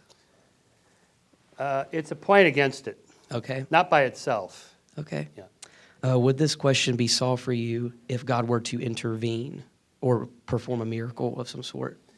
Yeah, something that would not have happened otherwise. So I use the growing back a limb for an amputee because that has never happened otherwise. Tumors go into remission, people get better occasionally by chance. Medically, we don't understand why this happens. So that would not be clear enough. We would need something unmistakable, or something like Herbert Benson's study at Harvard, where there was a clear, statistically significant difference between the prayed for group and the not prayed for group. Now, that wouldn't prove for sure, but it would be a point in your direction. Okay. And the next one is, do you believe miracles are possible or the intervention of God? Do you think it is possible? No, I'm skeptical of miracles for mostly epistemological reasons. It's not that, if you define it as this, like, say, suspension of the laws of nature or something like that, in principle, a God outside of time and space could reach in and stop the sun or cure the cat, whatever, perform the miracle. He apparently doesn't do this, but the problem is epistemological. The claims for miracles are a dime a dozen. They're all over the place. If you go to India, there's Sai Baba, and he's raising the dead, and he's turning water into wine. They do miracles all the time, and everybody knows that he's a magician. He's doing tricks. Everybody in the West knows this, but he has 1 million followers or what. I think he's dead now. But the claims of miracles are not reliable. Okay. And the last question I wanted to ask you, and then if you would answer it too, please, is how do you explain the resurrection of Jesus Christ?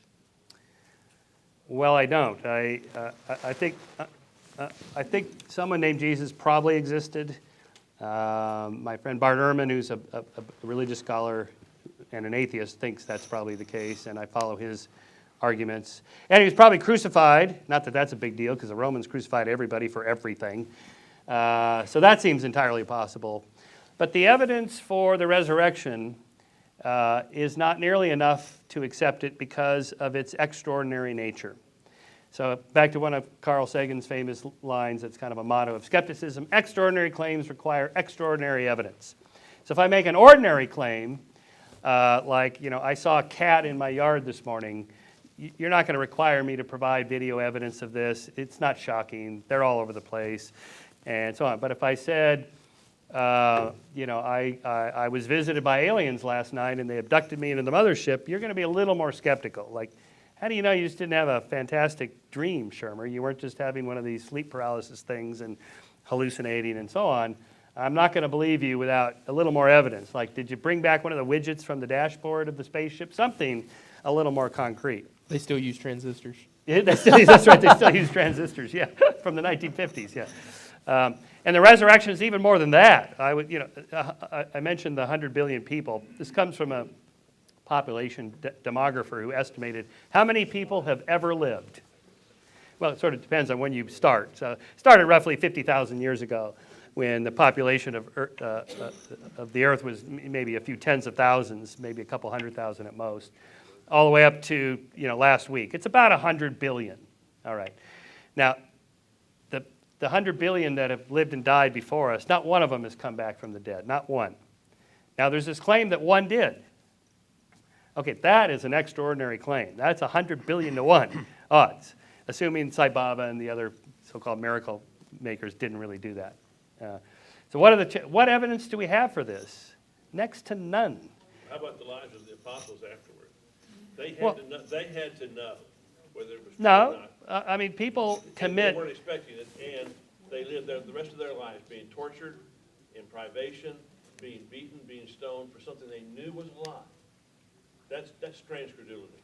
Okay, is it possible that people so committed to a belief system will carry out almost any acts of kindness or evil because they're so committed to the belief, any belief? They weren't expecting the resurrection. Oh, I understand. We got a lot of questions. We got to move I because understand. we're almost out of time. But the argument is an interesting one. So first of all, of course, we only have the internal scriptures. There's no external. There's a couple of snippets, but they're not that reliable. Are there people that commit to, say, Marxism, that do, incredible acts of bravery or evil? Yes. David Koresh's followers believed he was the next, whatever they thought he was, Messiah or saint or whatever. Yes, people do things like that. There's nothing unusual about the. They don't do it based on the claim of coming back from the dead. The founder of this movement claimed to come back from the dead. His followers believed it. They weren't expecting it. They believed it, and they lived the rest of their lives in privation and sacrifice, telling about it. Okay, two things. One, that's not unusual. People do that kind of thing when they're committed to a belief system. Absolutely, they do. Any cult, just take Jim Jones's cult. Take that. These are people totally committed to it. Not all of them, but and also we only have that story decades after the fact. At least 70 to 90 A.D. 20 to 30 years. But Mark, wrong. the book of Mark is dated about 70. So that's 40 years. Well, I'm just going by what Bible scholars tell me. Some Okay. Bible scholars. All right, we're going to go about 5 minutes over, and we'll get to as It's many okay, of you as we We can. can go as long as you want. I'm okay. It's pretty hard for me to go to the deny next Jesus. Real quick. Before I I'll- became a Christian, I had to quit jogging because I thought I had a heart problem. Then when I did ask Jesus to take over, I've never wanted to drink, smoke, or gamble since. I was a bankrupt drunk. Then a month later, I was sitting on my couch, reading, and all of a sudden 2 rods rose out of my chest. I couldn't move, and then all of a sudden I felt cutting on the bottom of my heart, 3 or 4 seconds. Then all of a sudden the rods disappeared, and I said, "Well, God, wow, I went back to jogging," and I jogged for many years until 2 or 3 years ago I damaged a big toe ligament, so I had to switch over to bicycle riding. But those are just a little bit of my supernatural experiences. Yep. So, how can I deny it? Yeah, how could you deny it? Okay, that's the power of personal experiences. I wasn't there. I don't know. Why didn't he cure your toe, by the way, so you could keep running? I didn't ask him on that. Yeah, well. All right, so you were, let me understand the circumstances. You were asleep, or you were resting or lying down? When? You were prone. You were back on your back When? when this happened, the heart thing. No, I was sitting on the couch reading, and just two rods rose out of my chest. I'm sorry, rods? Two rods rose A out little of my closer to chest. the mic, we can't hear you. Two rods rose out of my chest, and I couldn't move, and all of a sudden I felt cutting on the bottom of my heart. Yeah, And I returned to jogging, 10 Yeah. 10 kilometers, I don't 2 know. or 3 months later, yeah. and it keeps on going on. These supernatural experiences. Dr. Huffling, you want to Satan is respond? real, God is real. Yeah, I don't know. Well- People have amazing hallucinations and experiences like this. Not that unusual. I don't know your case. You know, maybe Well- it was Jesus that well- came Okay, in. we got a lot of questions we're trying to Okay, get through. sorry. So you don't know, You and look- do you you have look a, at- do you have a response, Dr. Huffling? to And you any look of at the these? design, you look at the design element in nature, and you have to admit, it takes a mind. You have to reject evolution. Okay, let's get to the God. next question. Oh, that's a different Okay. So evolution. if I Okay. can respond to you, who asked the last question real fast, I'll be real fast about it. Yep. I appreciate the question because I meant to respond to this. Michael said that if there was a God, there'd be some kind of quantifiable thing that happened in nature, and of course, we would say that would be Jesus. So how do I explain the resurrection? I think that the evidence we get from, say, the studies of, say, Gary Habermas are very good, the mental effects, that he thinks date back to maybe months, if not years, at least the eyewitness accounts, not the writings, but the accounts from which the writings are made. And we have to account for why did these people have such an amazing transformation in their lives to the point where they were in prison and killed. What would account for Paul and James's conversion, and why didn't the Romans and the Jews produce a body if there wasn't one? So. Okay. Dr. Shermer, do you believe good and evil are both subjective depending on intentions, and as you used, for example, earlier, tumors or mental illness?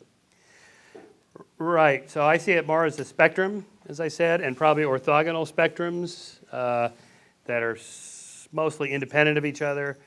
Again, I'm looking for the deeper causes of these things. I think they do exist. I mean, I'm willing to say there is objective morality. There is real right and wrong. We know it when we see it. And, you know, we get that from our nature and our culture. I think it's really there. I'm not a moral relativist at all. This is a question for both of you all.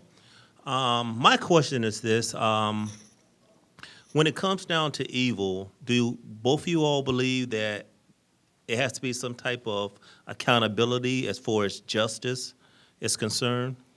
What do you think about that?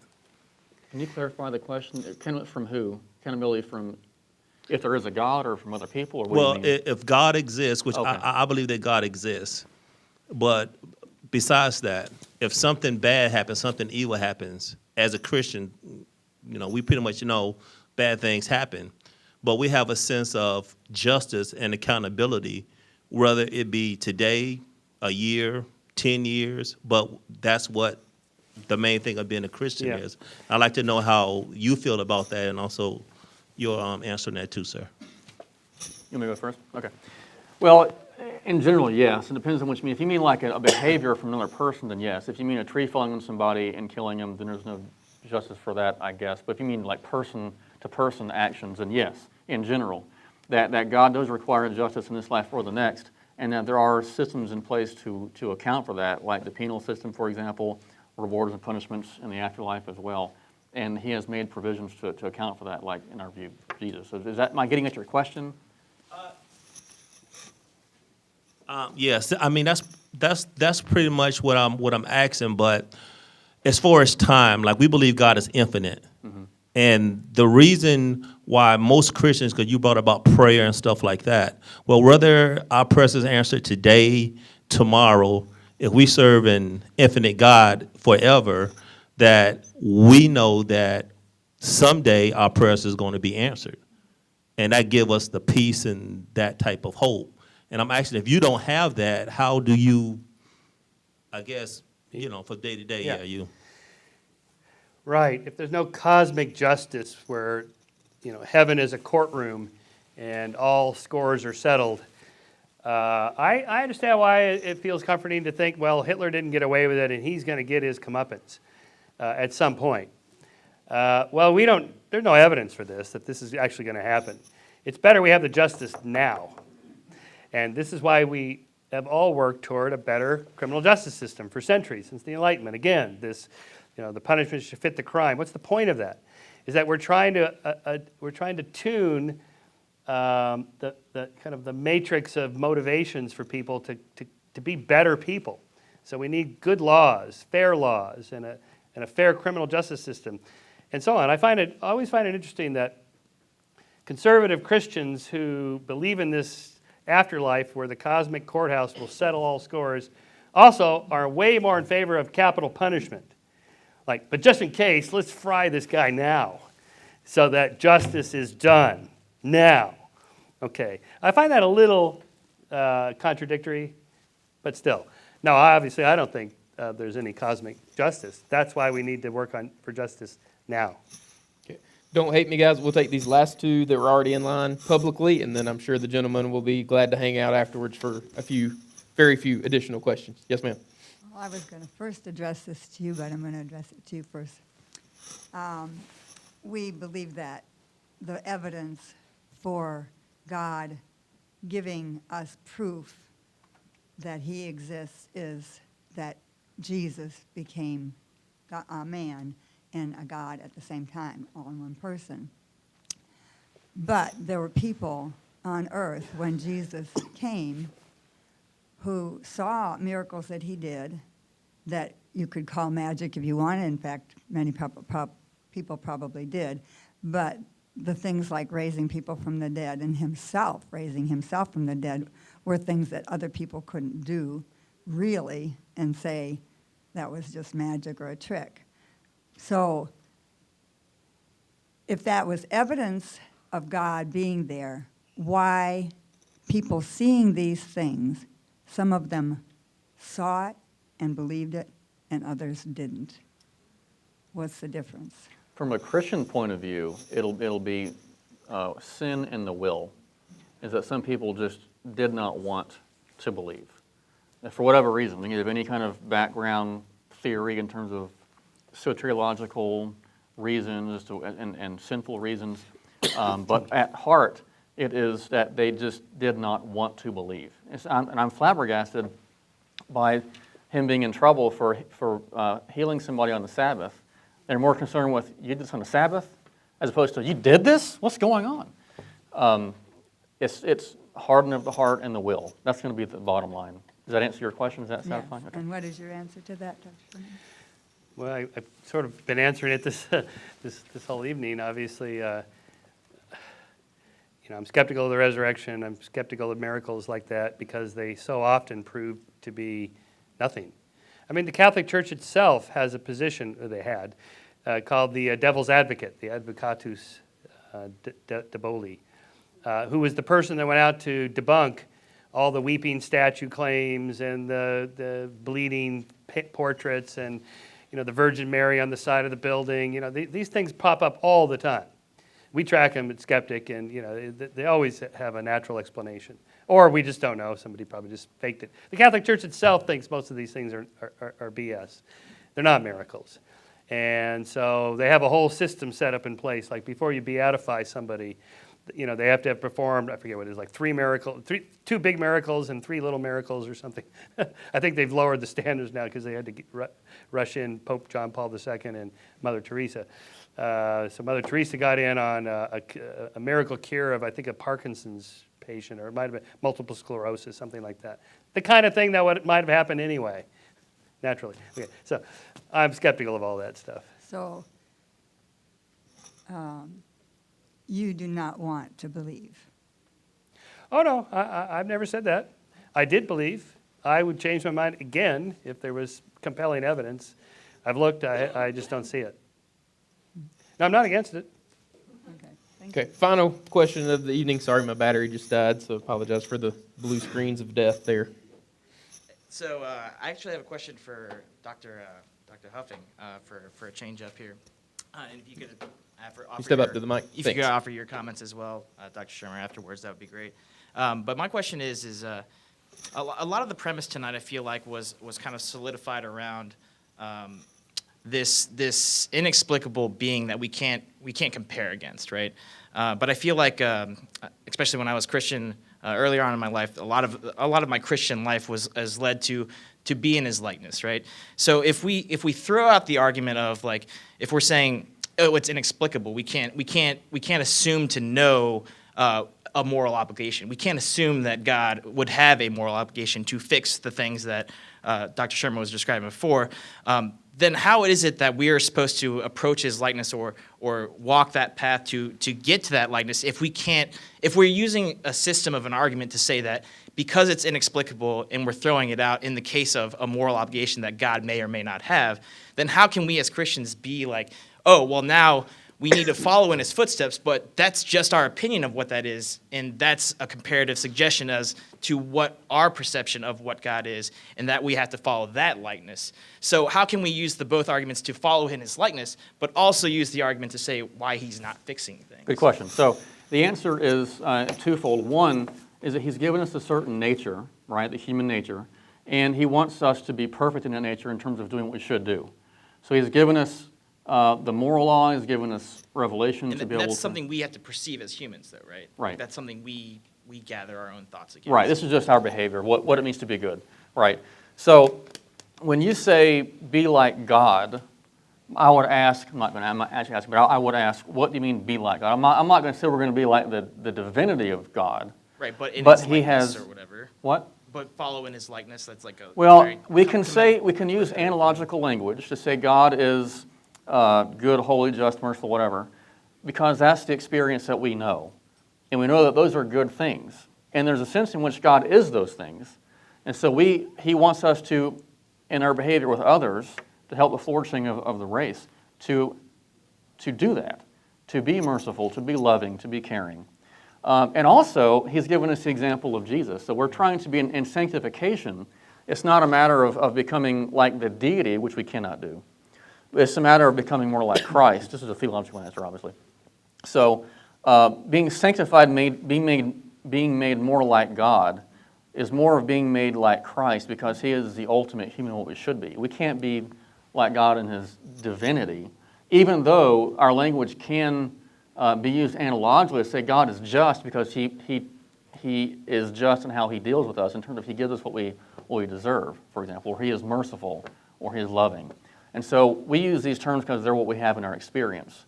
And that we know from the moral law that we should behave in this way, that I should be loving to you and merciful and all this kind of stuff, because we know from experience these are good and they help flourishing, and then we just know these are the right ways to behave.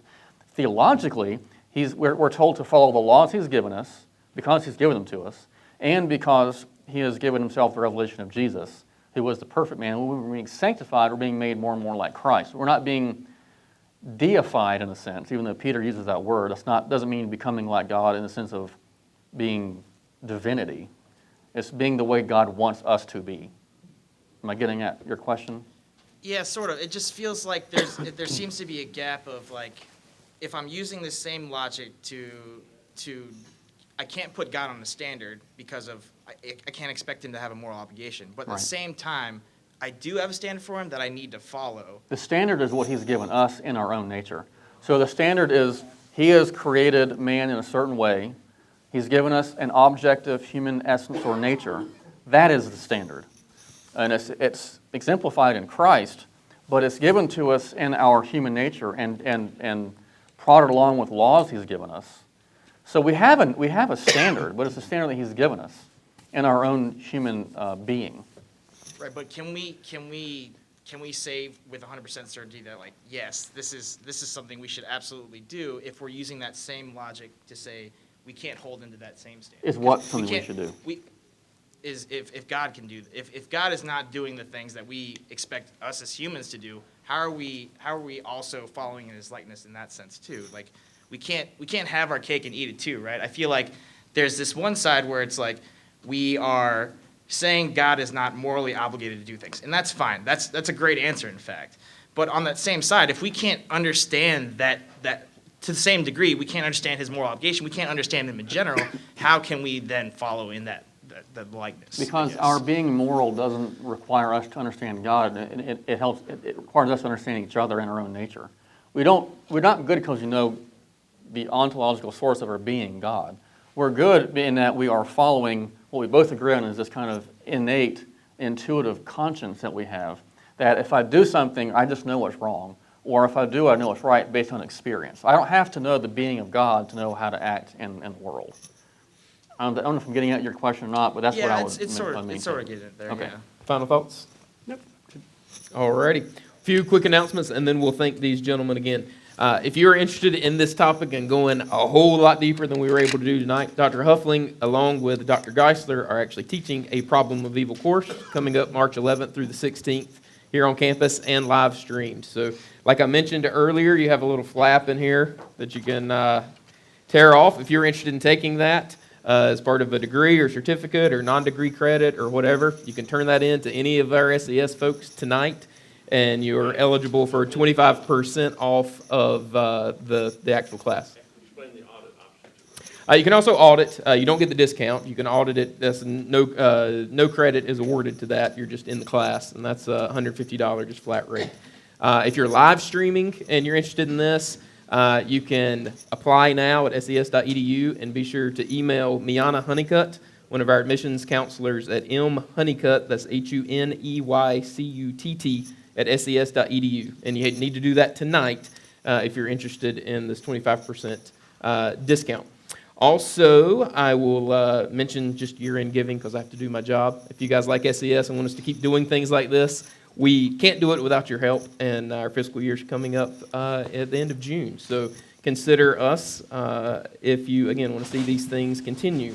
And speaking of continuing, April 13th will be our next on-campus event here featuring Michael Brown, and we will be discussing a very just boring topic on Christianity and human sexuality. So no debate there, nothing to have a conversation about, so it should be very mundane.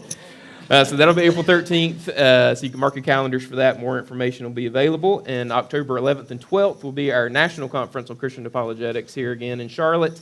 And again, more information will be coming out for that as well.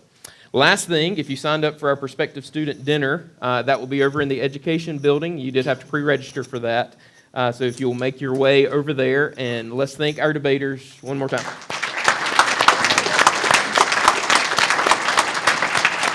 Thank you all again for coming. Have a great night.